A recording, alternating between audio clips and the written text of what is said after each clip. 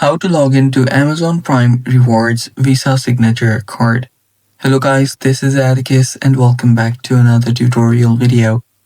In today's video, I'll teach you guys how you can log in to Amazon Prime Rewards Visa Signature Card. So, before we begin, if you are new to our channel, head down below and hit the subscribe button so you don't miss out on our future videos. Now let's begin. First step, open up your web browser and search for Amazon Prime Rewards Visa Signature Card Login. After you search for that, you'll find this Chase Bank's website. Tap on this Manage Your Account. After that, you will see the Amazon Chase website.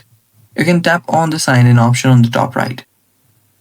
After you tap on the sign in option, it'll take you to the login page for Chase Banking. So just let this load. And there we go. Now all you have to do is type in your username and then your password and then simply tap on sign in.